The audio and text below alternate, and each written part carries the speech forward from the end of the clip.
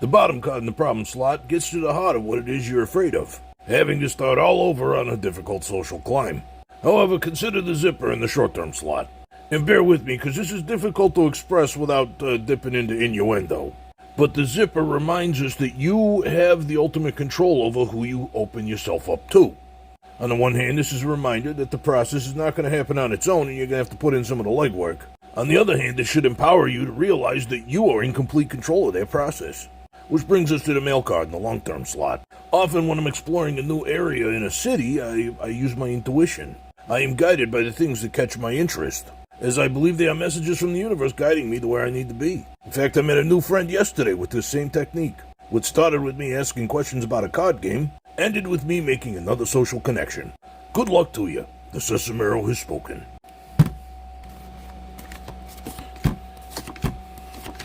Wow! This is it. This is the perfect reading. I will never get one as perfect as this again. Okay, well, let's break this down. The problem card is the night card. Batman comes out at night to solve problems. And as this is a problem card, the star represents how he's taking guidance from something not of this earth. Now, in the short-term slot is the 9 card. Now, as the 9 card actually lives in the letters neighborhood, this card often represents a confusing situation. However, it also represents accomplishment. So I think the Sesamerot is saying, based on where you're getting your guidance from, how do you even have any indicator of what your goal of success is? This could mean that Batman's goals are either untenable or unclear. Now, it's interesting that we're finishing things off with the 8 of bats, because the transition from 9 to 8 suggests diminishing returns. Batman, you started out trying to rid Gotham of crime, but your rogues gallery's only gotten bigger. So consider wrapping it up sooner rather than later. The Sesamerot has spoken.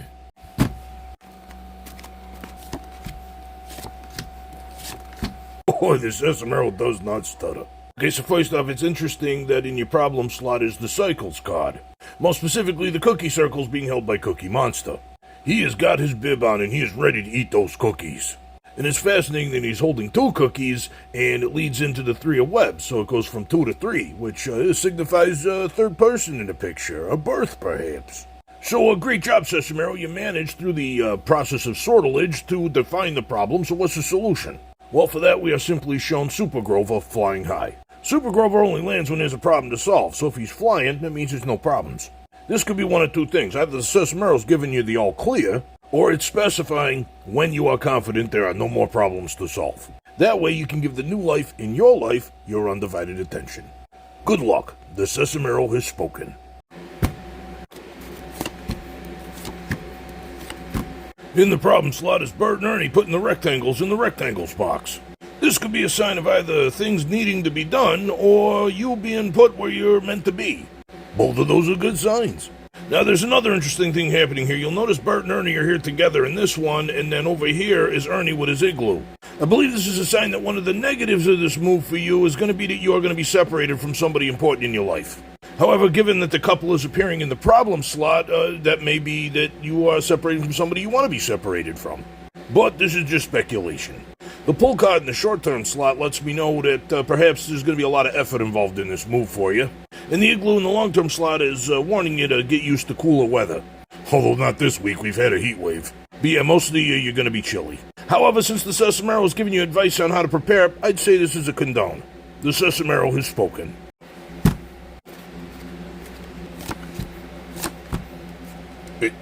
Hey, come on. Give me a third card. Give me a third card. I gotta know how this reading ends. Give me a third card. Listen, for some reason, the Sesamerot refuses to give me a third card on this one. Come on, Sesamerot, I need to know how this reading ends. Well, I guess we, the fans of Sesamerot, just have to imagine what the third card would have been like. Oh, wait. What if we ask for a clarification card? What those are smaller, not even from the same deck. I can't get a third one of those either. I'll look unclear. Come back later. The Sesamerot has spoken. Thanks a lot, Gabe. All right, then. So in the problem slot, we got Barkley in front of the dish. Novices may look at this and go, oh yeah, this is a big clear yes. The Sesamerot spoken, right? But now, see, it's in the problem slot. First off, because the symbolism of this card is about asking for the things that you need. And secondly, because in the short-term slot is the pink octagon. The octagon is the most complex shape in the Sesamero, and pink is the warm color that we associate with life and all that's good about it. So the problem, or question, does puppy only love me for the food, is answered by, no, the puppy loves you for everything about you. The whole complete package. And in the long-term slot we have, of course, the cookie, which typically in this position represents fulfillment. More importantly, represents complete fulfillment, so while puppy may love you for everything about you, part of everything is still keeping that food dish full. It's not all about food, but part of it is. The Sesamerot is spoken.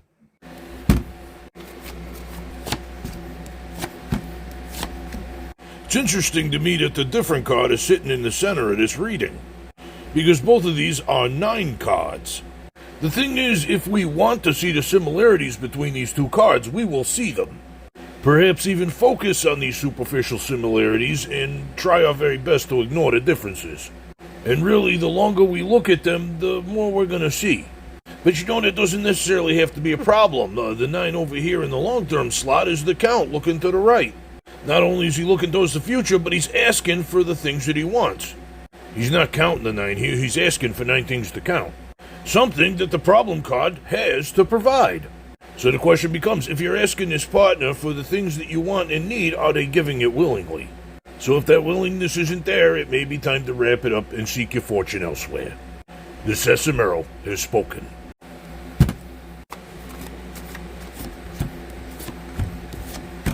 In the short-term slot is a purple oval.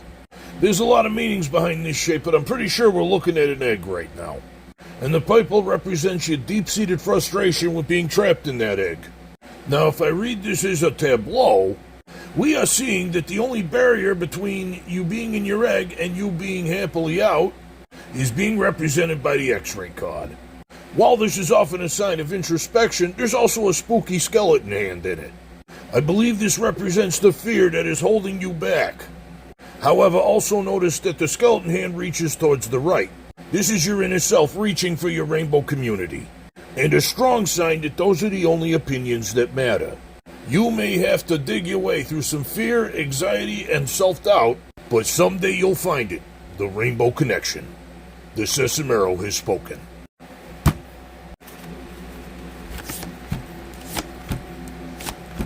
In the problem slot, we got the watch. I believe this is in the problem slot because 30 minutes is way too long for a toy advertisement. Especially considering, and meaning no offense here, but there weren't a whole lot of what I would call meaningful improvements to the gameplay. Which is fine, because frankly, it doesn't need any. That's probably why in the short-term slot you're seeing the vacuum card. Bert is looking to the right in this card, which means he's looking forward to it. And vacuuming is something that we do when we're getting ready for company. This leads right into the 3 of webs. Which, you know, obviously 3 is a good thing to see when we're talking about Splatoon 3. But the web suggests we're going to be snared into this one for a long time. So it's safe to say the Sesamerot is jazzed, but let's ask one more quick question. What weapon are you going to main? The ink brush. The Sesamerot has spoken.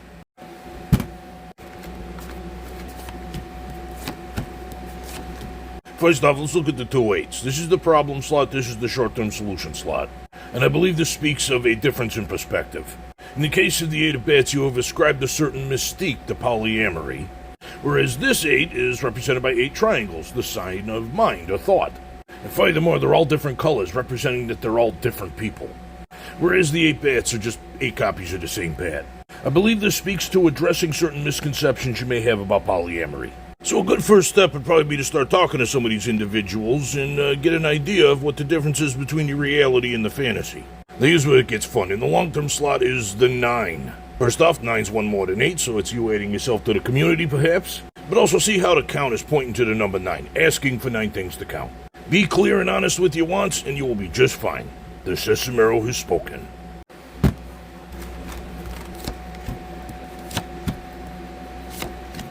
Well, considering your problem slot is a 3 of webs, I can see where your head is at. 3 is a number representing conflict, and webs implies that you feel trapped.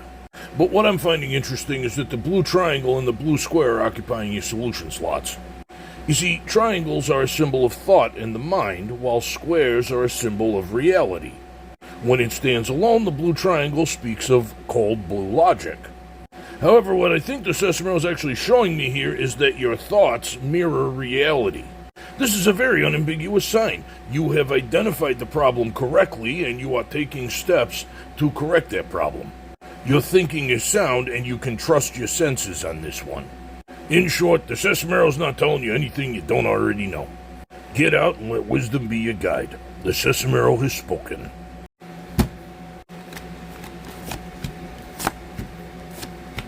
So an interesting thing is happening in this read. In the problem slot is the zipper, which is the Z card, and in the long term is the alligator, which is the A card. Now there's of course the surface interpretation, the zipper being closed, maybe silence is your problem here. But the A card in the long term slot speaks of getting the magic to happen. Speaking of beginnings, in the short term slot we've got the day card. Ernie looks outside and sees it's a bright sunny day. He'd like to be out there enjoying it. And in the long-term solution, we're seeing the amazing Mumford holding an alligator. He has performed an unexpected magic trick. So I believe the message is this. If you want to get out there and enjoy some of that new warmth, you're going to have to do something unexpected. Which I believe in this case is to break your silence. Because if you stay inside waiting for the sun to come to you, you are not going to experience the magic. Go give him the old razzle-dazzle. The Sesamerot has spoken.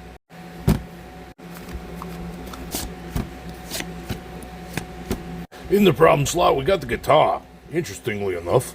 Since this card typically means free, unbridled creative expression in any of the solution slots, let's assume that's the problem. You are lacking the enthusiasm that comes from within. I believe the short-term solution slot card has a solution for you, the ladder. Notice how Elmo is not climbing the ladder. Elmo is holding the ladder for someone else. I believe the first step in your inspirational journey is to start collaborating with others. Not only will this help you learn new skills for your own crafts, it may also inspire you, which leads nicely into the Eight of Bats. Perhaps there is a technique you were scared to do at one point or didn't think you could do. Working with other artists may expose you to that aha moment you needed to make the whole thing click. So the situation you were once scared of is now the one that is helping you take flight. Good luck to you. The Sesamerot has spoken.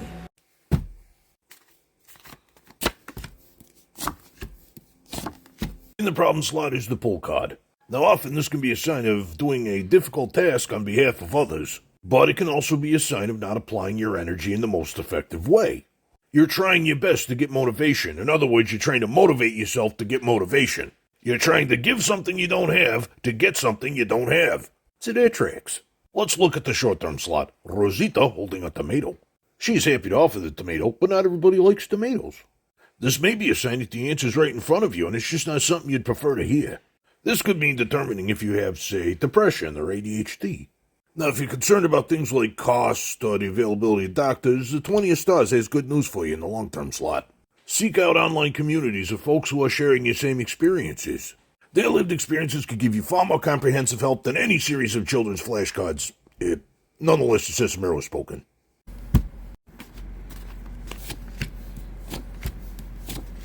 I believe the socks card in the problem slot is pointing out an inherent flaw with this question. You have phrased Sasquatch as a singular proper noun. However, the presence of 3 socks in this card implies that there's more than one set of feet we need to be thinking about. Furthermore, there are many different ways to measure the size of feet. Some Sasquatches have longer feet, some have wider feet, some have deeper feet, some have heavier feet. There is a wide spectrum of Sasquatch feet out there and ways of measuring them. And of course, as Rosita points out at the rainbow, they are all beautiful. Now with that little life lesson out of the way, let's skip the pedantics and try to get a simpler answer. Sesamerot, who by volume has the largest feet in the land? Apparently that'd be me. Sesamerot has spoken.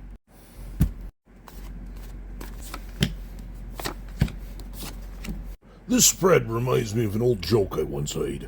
Every day for 50 years a man would pray to the heavens, "Dear Lord, please let me win the lottery."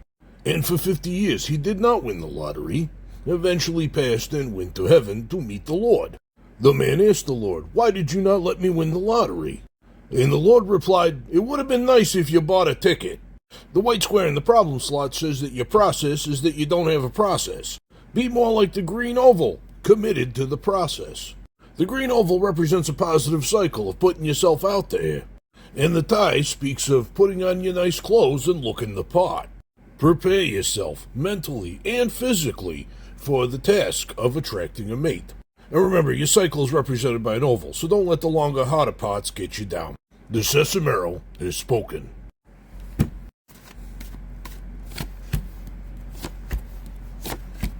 In the problem slot is the blue triangle, a sign of cold blue logic.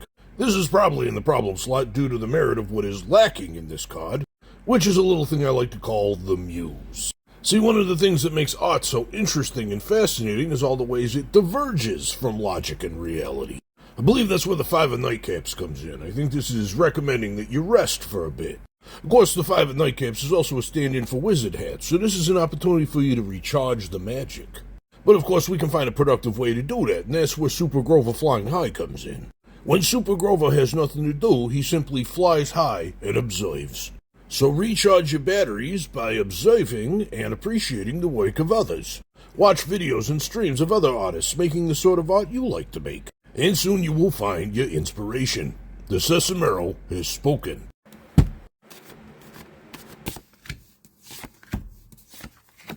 It's interesting to me that both the problem and the long-term slot feature Oscar offering some food. Perhaps an acknowledgement that this has happened and will continue to happen. And at the center of it all is the yo-yo. Now, the interesting thing to note is that the yo-yo does go up and down. It repeats its cycle, but it does not do so under its own power. So I believe the Sesamerot's offering you some advice should you choose to continue playing with this particular yo-yo. You see, the pizza triangle in the long-term slot is a sign of complex thought, inviting you to take a few moments to think about your explanation and what purpose it serves. Ask yourself, is this information that my nosy relatives, strictly speaking, actually need? Those few moments of introspection could save you a lot of unnecessary explanation in the long run. The Sesamerot has spoken.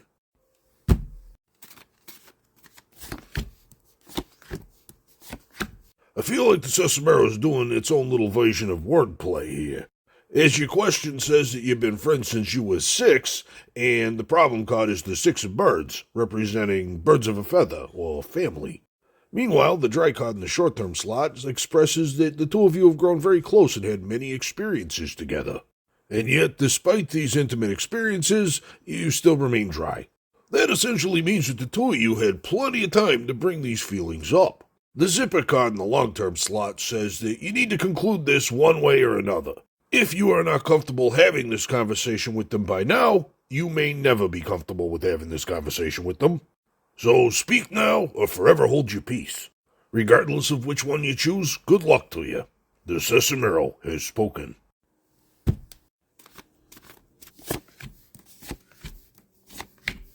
Alright, we're going to fast forward the first couple cards. So it's eggs, because you're trying to figure out who you are. Book, because you need to look into it and do some research. Now let's talk about that 17 ladybugs, because it's very fascinating. First off, because the number 17 in Sesamatria speaks of an issue that you're still going to be encountering and still dealing with even after you've had much experience with it. Possibly alluding to the idea that you will never stop questioning your identity, and that's actually a good thing. But here's where we need to pay attention to those ladybugs. There are 17 of them on this card, and statistically speaking, not every single one of them is a lady. Not all of them are female, and I'm sure some of them are quite rude, in fact. Yet we use the collective term ladybug because it makes the language simpler for us. So let this serve as a reminder that labels are a community convenience. They are not an obligation. The Sesamerot has spoken.